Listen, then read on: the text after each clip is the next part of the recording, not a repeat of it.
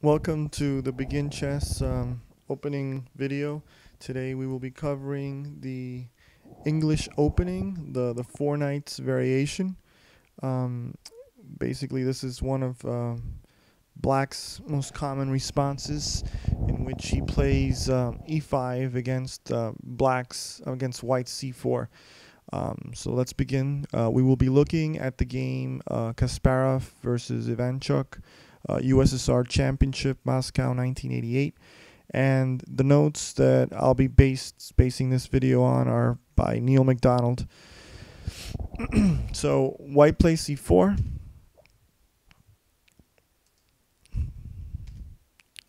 Knight c3, and here is where White plays e5. Could have played e5 before knight f3. So just basically would transpose the same.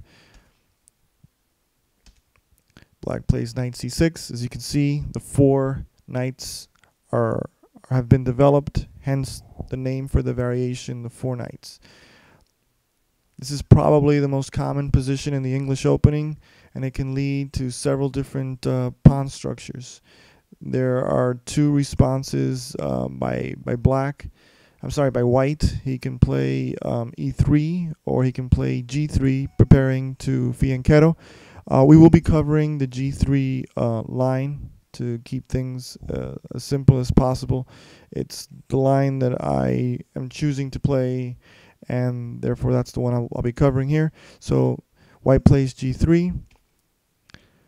Black plays bishop b4, preparing to put his bishop on the g2 square.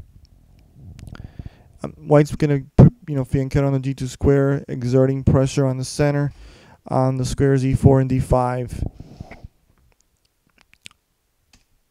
Here he goes, fianchetto. Black castles, White castles. And here is Black's most challenging move, in which he plays e4, dislodging the knight from f3. The knight has very few options. He can play knight e1, and then bishop c3.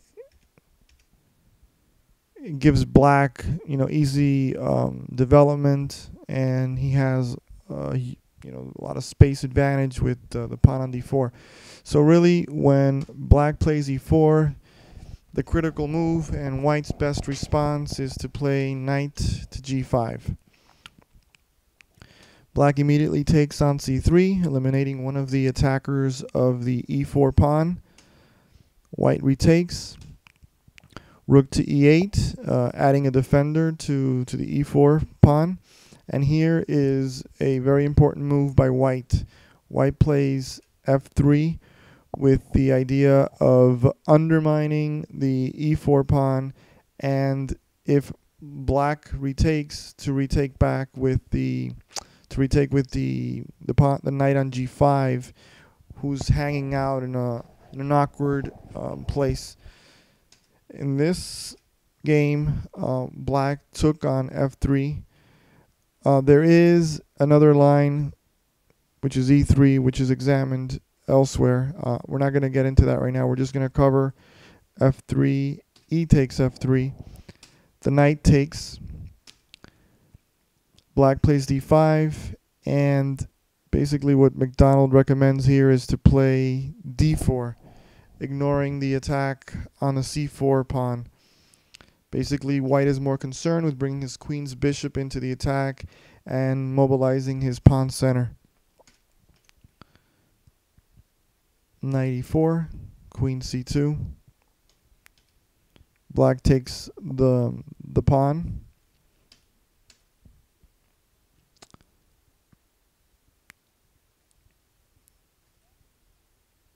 Black's defending the knight.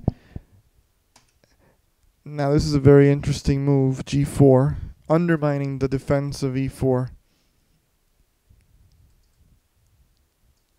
Black here played queen e7, which MacDonald mentions being a mistake. G takes f5. The knight, no longer defended by the pawn, retreats to d6. Knight to g5. Queen takes. check. And white is taking advantage of black's back rank, and this will become more visible in the next couple of moves. Queen takes, rook takes, bishop f4. And basically this move is to get rid of the d6 knight who's defending the f7 square, which is going to be important in white's plans.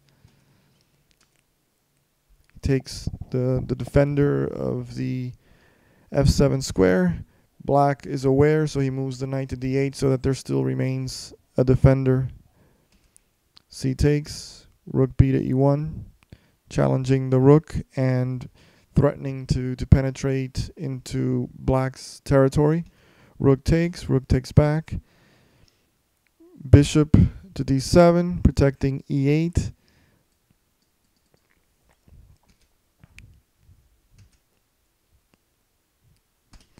And this exclamation mark f6. Basically, black resigns at this moment. Play could have continued. Bishop takes, rook e8 check, covers with the bishop, f7, and if a knight takes, and checkmate. Very interesting and beautiful game by Garry Kasparov. I hope you've enjoyed this session of the English Four Knights. Thank you very much.